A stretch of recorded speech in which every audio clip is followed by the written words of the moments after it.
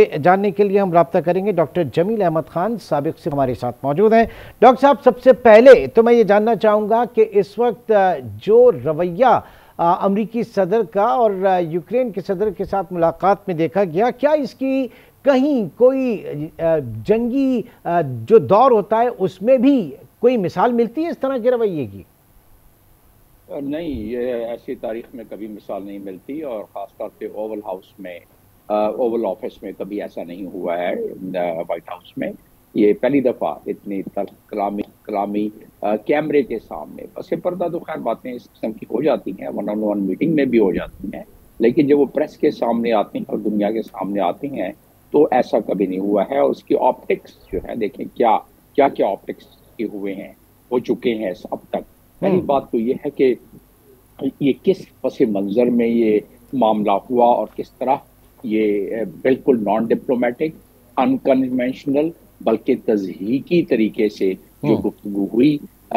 इसकी मज़मरात हैं। क्योंकि कैंपेन के दौरान से ही जो गुफ्तगू चल रही थी और जो गुफ्तगू कर रहे थे जनाब डोनाल्ड ट्रंप साहब, उससे अंदाज़ा होता था कि वो कोई ऐसा करिश्मा दिखलाएंगे, तो उन्होंने वो करिश्मा दिखला दिया। लेकिन उसके साथ साथ ये हमें सतही तौर पर ही देखनी चाहिए। ये जो मैं बात कर रहा हूँ, ये इसका एक सतही तज्जिया है। इसकी अगर गहराई में जाके देखें तो इसका मतलब ये है कि फॉरेन पॉलिसी में कोई तब्दीली अमेरिका की आ गई है। और वो क्या है? पहले तो ये सतही तरीके से अगर देखा जाए तो अमेरिका एक ज़ाहिर है मिलिट्री माइट है, 800 बिलियन से ज़्यादा का उसका बजट है, दुनिया में सबसे बड़ी वो अस्करी कुव्वत है, तो ज़ाहिर है अपनी कुव्वत पे उनको नाज है और हमेशा रहा भी है, और साथ में उसके बलबूते पर वो अपने टर्म्स डिक्टेट कराना चाहते हैं। इससे पहले के सरबराहान बड़े पॉलिटिकल और डिप्लोमेटिक तरीके से कराते थे, ये बड़ा अनकन्वेंशनल तरीके से मामला हुआ है। अब रहा सवाल कि रशिया के साथ ट्रंप के ताल्लुकात किसी से ढके छुपे नहीं है, लेकिन वो अपनी जगह पर, उसको मैं कहूंगा कि एक रैपो अच्छा है उनका, लेकिन उससे हटकर वो अब क्या चाहते हैं? वो चाहते हैं कि अमेरिका का $1 भी कहीं बाहर में खर्च ना करूं, बल्कि बाहर से पैसे अमेरिका में लेके आऊं, क्योंकि अमेरिका की मईशत मखदूश है और इस वक्त अमेरिका कोई $37 बिलियन के ट्रिलियन डॉलर के कर्ज तले दबा हुआ है। जी, $37 ट्रिलियन के कर्ज तले दबा हुआ है, क्योंकि अमेरिका की ये पेपर करेंसी है जिसकी वजह से बचा हुआ है। जिस दिन ये पेपर करेंसी, जिस तरह ब्रिक्स और बाकी ममालिक कोशिश कर रहे हैं, आहिस्ता आहिस्ता मदम हुई तो अमेरिका ज़ाहिर है बैठ जाएगा। ये पता है चीज का। लेकिन डॉक्टर साहब, जो जिस तरीके से यूरोप हुआ, चाइना हुआ, इनसे टैरिफ के ऊपर जो वॉर चल रही है और टैरिफ जिस तरीके से बढ़ा दिए हैं, जो एंड ऑफ द डे वो जो इंपोर्ट्स हैं वो जो महंगी होंगी, तो जो यूएस कंज्यूमर है, एक आम अमरीकी शहरी जो है, उसको दंड सहना पड़ेगा। तो नुकसान तो फिर अमेरिका ही का हो रहा है ना, इस हवाले से अमरीकी शहरियों का होगा कि उनकी इंपोर्ट्स जो है वो महंगी हो जाएंगी। जी, लेकिन वो कहते हैं कि क्योंकि हमारे पास पैसा हैगा तो हम अपने उन लोगों पर लगाएंगे, लेकिन आपकी बात दुरुस्त है कि कंज्यूमर्स को इसका बर्दाश्त करना पड़ेगा। और साथ में जो टैरिफ से पैसा आएगा, वो कहते हैं कि हम अपने वेलफेयर पे लोगों के लगाएंगे, हम उनको रिलीफ देंगे। वो किस तरह देंगे आगे उसका प्लान का बता सकेंगे वो। लेकिन बहरहाल अमेरिका की इस वक्त जो लीडरशिप है वो इलीट्स की लीडरशिप है, वो बिलियनर्स की लीडरशिप है, और इसलिए उन्हें उन लोगों का इदराक कम होगा या न होने के बराबर, जाहिर कि उनकी ऑप्टिक्स डिफरेंट है, फिर उनका जाविया दूसरा है, फिर थोड़ा सा मुख्तलिफ है। अच्छा, अब ये मैं जानना चाहूंगा कि इस तरह से अब ये जो सोच कर रही है उनकी, जो फॉरेन पॉलिसी में चेंज है, उससे यूरोप जो है, यूरोपियन कंट्रीज, बिलखुसूस नाटो के हवाले से, नाटो का जो 31 कंट्रीज का ब्लॉक है, वो अपने आप को अब, क्योंकि उनकी ज़ाहिर की डिपेंडेंसी चंद एक ममालिक की वो अमेरिका के ऊपर है, वो कितना अपने आप को कमज़ोर महसूस कर रहे हैं, या उनका अब कितना पैराडाइम शिफ्ट उनकी पॉलिसीज में होगा?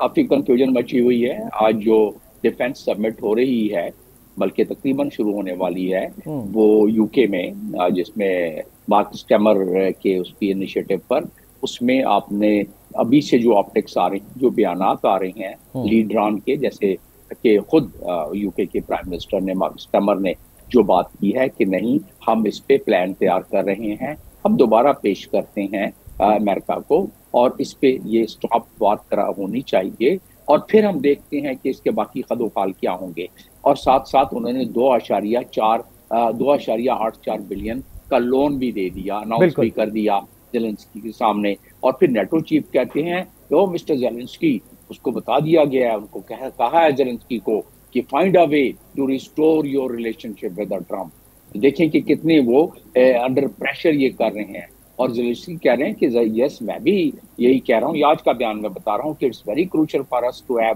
President Trump support. तो वो तलखी अपनी जगह पर, लेकिन वो उनको पता है कि ये सपोर्ट अगर न रही तो फिर मामलात पूरे यूरोप के उनके हाथ से निकल जाएंगे। और ये इसीलिए वो इस प्लान को कर रहे हैं। लेकिन इससे हटकर बात हमें देखना यह है कि ब्लॉक पॉलिटिक्स पर इसका क्या असर पड़ेगा। एक तो ये जो ऑप्टिक्स गए हैं उससे महसूस यही होता है, और कह भी दिया डोनाल्ड ट्रंप ने उस तलखी वाले कलमात में जो कल ओवल हाउस ऑफिस में हुआ है कि जी आप तो थर्ड वर्ल्ड वॉर कराना चाहते हैं जेलेंस्की को, कि इसका मतलब आप जुआ खेल रहे हैं कि थर्ड वर्ल्ड वॉर हो जाए अगर आपने ये जंग नहीं स्टॉप करने। तो इसका मतलब ये हुआ कि वो पैचअप करना चाहते हैं रशिया से। वो अपना इस अस्करी मामले में मामलात को मध्यम रखना चाहते हैं चाइना से, और चाइना के टैरिफ और ट्रेड के लिहाज से अपना कंपटीशन जारी रखना चाहती हैं, जो उन्होंने अनाउंस भी किया हुआ है। तो इसका मतलब ये हुआ कि अब जो ब्लॉक पॉलिटिक्स है, दुनिया ग्लोबल वेस्ट से ग्लोबल साउथ की तरफ जो वैसे ही राग़िब है माशी तौर पर, वो ज्यादा देखना शुरू कर देगी अमेरिका और चाइना की तरफ, चाइना और रशिया की तरफ। तो चाइना और रशिया को दूसरा इसका पहलू ये है, जो गहराई वाला पहलू है, वो ये है कि ट्रंप चाहते हैं कि he should be able to penetrate into the system of Russia by having a bilateral ties को बेहतर करके, अपने दो तरफा मरासम को बेहतर करके जरा उनके साथ जब मामलात होंगे तो फिर ऐसी सूरत में शायद, बल्कि जो इस वक्त फॉरेन पॉलिसी के तेवर नजर आ रहे हैं यूएस के, जो कि बड़ी गहराई वाले और बड़े ही इंपॉर्टेंट तेवर हैं कि रशिया को किसी तरीके से चाइना से थोड़ा सा दूर किया जाए, क्योंकि रशिया और चाइना इस वक्त, यानी ये बड़ी दूर की कौड़ी है, बड़ी दूर की कौड़ी है। और ये बताइए कि इस वक्त इस पूरे सिनेरियो में जो बेनिफिशियरी है, फिर आपके जो पुतिन साहब हैं वो बेनिफिशियरी फिलहाल तो नजर आ रहे हैं इस पूरे उसका। ये मेरा ख्याल है कि दुनिया में हर जगह जब गुफ्तगू हो रही थी तो यही कहा जा रहा था आज से चंद हफ्ते चंद महीने पहले भी, कि जो रशिया की वॉर है, यूक्रेन की वॉर है, वो रशियंस के टर्म्स पर खत्म होगी, और गाजा की वॉर वो इजराइल के टर्म पर खत्म होगी। तो वही बात उसी तरीके से, इसमें मुझे कोई नई चीज नजर नहीं आ रही है। ये शुरू से बात इसी तरह नजर आ रही थी कि पुतिन, क्योंकि पुतिन के क्यों उनके टर्म पर आएगी, वो इसलिए कि पुतिन ने तो हुआ क्या कि मैं आपको 30 सेकंड की हिस्ट्री दे देता हूँ। तारीख ये है कि जब गोर्बाचोव के ज़माने में यूएसएसआर ख़त्म हुआ तो उस वक्त एक उनके सेक्रेटरी ऑफ स्टेट थे यूएस, बेकर साहब अमेरिका के, उन्होंने रिकॉर्ड पर हैं कि उन्होंने कहा था कि हम इस बात पर नेटो को आगे नहीं लेके आएंगे कि आप ईस्ट जर्मनी को जो है वो जम होने दें वेस्ट जर्मनी में, और नेटो कभी आपके नज़दीक नहीं आएगा, ईस्टर्न यूरोप में नहीं आएगा। लेकिन आहिस्ता आहिस्ता आपने देखा कि 3-4 बल्कि 5 कंट्रीज को लेके आ गया नेटो में, और हर दफा ये रशिया वार्न करता रहा, यहाँ तक कि 2021 में नेटो की फोर्सेज यूक्रेन में देखी गई। और जब ये देखा तो आखिरी वार्निंग दी थी पुतिन ने कि ये हमारी नेशनल सिक्योरिटी का सवाल है, और उससे पहले मिसाइल एग्रीमेंट से अमेरिका निकल गया था, जिसका मतलब ये है कि वो जो फर्स्ट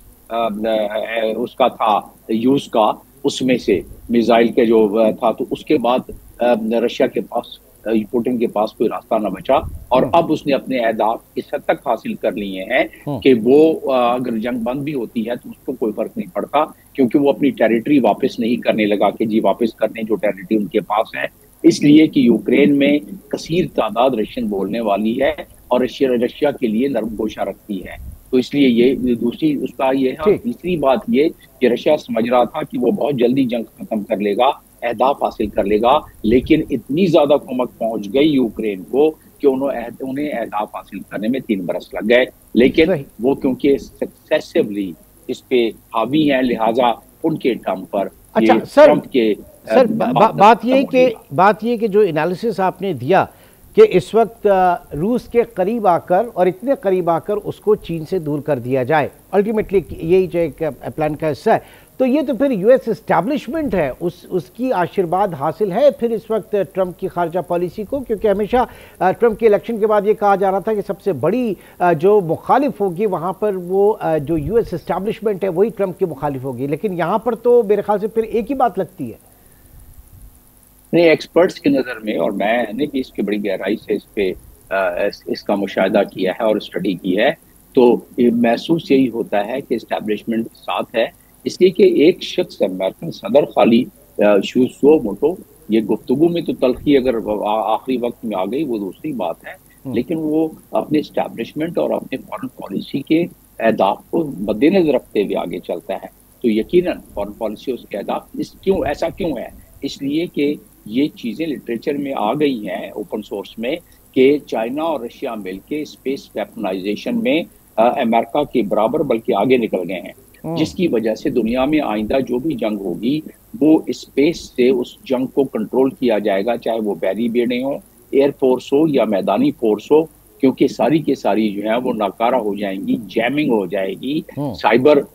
वॉरफेयर से हटकर जो स्पेस वॉरफेयर है वो ज्यादा खतरनाक है। तो इस लिहाज से वो मेरा, और रशिया उसमें बहुत आगे है, चाइना उसके साथ मिलके काफी सबक ले रहा है, पहली चीज। दूसरी ये है कि चाइना जो है बतदरीज वो इकोनॉमिकली सुपर पावर तो बना पड़ा है, आहिस्ता आहिस्ता अस्करी पावर भी अपनी हासिल कर रहा है। तो अमेरिका के